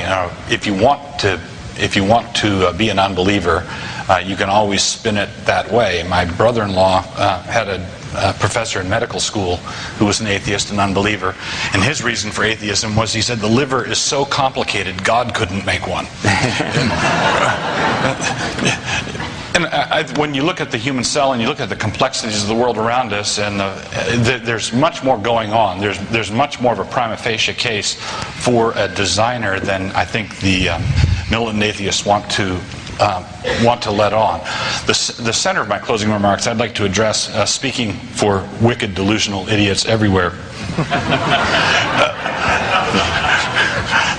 The problem that I think many Christians have when they hear someone like Christopher say this is theological fascism, it's Orwellianism, and that sort of thing. We want to say as Christians, our immediate reflex action is, no, we're not. We're not trying to be wicked. We're motivated by love. If we believe these things, then surely we're going to share the good news with others. So this is not motivated by wickedness. No, we're not wicked. We're not delusional. I used to be delusional. I used to take drugs all the time until Jesus saved me, and that sort of thing. We try to answer it at that level. But I want to encourage you and leave this with you. When Christopher says wicked, delusional, idiot, says who? In what universe? What does the universe have to be like in order for wicked, delusional idiots to exist? All right? What kind of world is that? It's not a time and chance materialistic universe. In a time, chance, matter and motion universe, there's no such thing as a wicked, delusional idiot. There's no such thing. Christopher is telling you these things, but he doesn't have a chair. He's floating up here. I tell you, come look. There's no foundation for his moral claims. There's no foundation for what he's saying. And so consequently, it's good polemics. Christopher is a gifted wordsmith. He's a gifted wordsmith. But he's got these moral judgments suspended from an invisible skyhook somewhere. And I don't know where the bolts are. So I don't have to be a particularly good wordsmith to point out to you what you must have noticed. I had to come all the way to Dallas to be told that because I don't believe in the supernatural, the material world doesn't exist. Because I don't believe in the supernatural, I haven't got a chair to sit on. I mean, I'm sorry, Douglas, I've heard you do better than this. Now, to Mr. Dennison. That was an analogy. Mr. Dennison, I don't want to seem insensitive, but the friends of yours who are undergoing this distress, but I want to draw attention to something that you said. You said that their belief in Jesus in their suffering was their only hope. In other words, what you're saying, what you're asking me and others to believe is that if Christianity is false, these people have no hope. Now, do you really mean that? Would it be the case that if Christianity by chance was found to be just one of many other man-made faiths, a case for which I think can quite strongly be made, that it isn't really that much different from all kinds of other religions that humans have invented for themselves, that we would therefore be condemned to utter despair, there'd be nothing to hope for, nothing to live for, nothing. This is a counsel of despair. Mm-hmm. It's both too arrogant, it seems to me, too coercive in its implications, and also too abject, too slavish. It seems to me to exhibit both those deformities. I'm not an admirer of C.S. Lewis, but I did think it was very brave of him to say, I'm going here to the delusional point, very brave of him to admit that if Jesus of Nazareth was not the Son of God, the incarnate Son, the Redeemer, if he wasn't that, then his doctrines, his teachings, were the ravings of an evil, mad person. Amen. But you cannot say, as people like Thomas Jefferson and the deists used to say, he wasn't divine, but he was a great moral preacher. No. These doctrines are immoral. They say, leave your family. Don't care about the morrow. Don't care about thrift or investment or your loved ones. Do give up everything. Follow me, because the earth is coming. This veil of tears is coming to an end very soon. And vicarious redemption is available. And you'll go to hell if you don't do everything I say. And these would be delusional, idiotic ravings, and Lewis was brave enough and honest enough, for once in his writing career, to make this clear. 1 minute. Okay, now I'll close on Douglas's question to me, because it was a good challenge. He says, why do I care particularly about things like the Inquisition or the Crusades? I would add the Jihad. And so, why do I find these things more repulsive than others? I'll give you a simple answer. There's enough trouble from people who want to run my life, from people who want to tell me what to do, to take my property, to order me about, to tell me what books I can read, who I can sleep with and in what position, what food I can eat or not and on what day. There's enough coercion and threatened coercion without some other close relative of a chimpanzee, some other primate telling me that he's got the right to tell me these things because he's doing God's will. The initial emancipation, the first emancipation an intelligent human being has to be able to come up with is this. The beginning of freedom and liberty is to say, there isn't a human who can do that to you. There is no human who knows God's will. There's no human being who can appoint himself and say he's got God on his side, and that's why he has the right to tell you what to do. This is the first and greatest of our emancipations. All others flow from it. You'll all feel very much better when you let go belief in the celestial North Korea. Thanks. Bill. Well, as I look at my notes from our discussion today, I see on the one hand about 10 arguments that have been offered for theism or Christian theism, almost none of which have been responded to or refuted. The argument from contingency for why something exists rather than nothing. The argument from the beginning of the universe, explained in philosophy and cosmology. The argument from the fine-tuning of the universe was not answered adequately. The mere mortality of human beings doesn't in any way show that the universe was not fine-tuned for the existence of intelligent life. The moral argument has not been refuted because it's been simply subject to the confusion between the basis for moral values and how we come to know moral values. And the argument is not that you need to believe in God in order to behave properly. The argument rather is that without a transcendent foundation, there is no objective moral value. These are just the sociological, biological spin-offs of the evolutionary process. The ontological argument hasn't been dealt with. The argument from biological complexity and DNA information, Lee's argument from consciousness, mind, Doug Wilson's argument from the impossibility of rationality in a naturalistic universe in which everything is just fizzing rather than the result of rational thought. And finally, Dennison's appeal to self-validating experience. Seems to me all of these provide very powerful reasons for thinking that theism is true, and then the radical personal claims and the resurrection of Jesus, which I think are historically well validated, provide good grounds for believing Christian theism is true. So I have to disagree with Jim Dennison when he says atheism isn't falsifiable. On the contrary, I think it is very plausibly falsified, not simply falsifiable. It is falsified. Now, on the other hand, I hear one argument basically for atheism tonight, and that would be the argument from the problem of suffering. But here the difficulty is that Christopher admitted that, given Christian theism, it is an internally coherent worldview. Dennison and Wilson explained that given God's desire to create human beings who have freedom to make significant moral choices, and that there will be justice and deserts appropriately given in the afterlife, it makes perfectly good sense to think that there would be a world that would be suffused with natural and moral suffering. And Christopher doesn't refute the point. He just then says, but I don't see any reason to believe this worldview is true. But we've just given 10 reasons to think that it's true. And none of these have been refuted. So I think Christopher needs to come to grips more rigorously with the arguments. I also heard from Christopher what I expected to hear today: colorful phraseology, rhetoric, congenial personality, but little intellectual engagement with the substance of the argument. And so I want to invite Christopher for our debate on April 4th at Biola University, that you do some more preparation and come prepared to engage specifically with these arguments, because I think that's where the real issue is going to lie. We need to ask ourselves, are there good grounds for believing Christian theism is true? Or is this, as others have suggested, simply a dislike of the Christian God that leads one to say, I'm not going to believe in him because I wouldn't like it if it's true? That would not be a rational way to behave. It's got to be more based not simply on personal preference. No such assertion was ever made by me. No, that was the accusation made of you, and I think that it sticks, given the absence of argument on your side and your admission that Christian theism isn't a coherent worldview if it has good evidence for it. So I think we need to see more specific engagement with the arguments that have been offered tonight. Thank you very much, gentlemen. That concludes our discussion.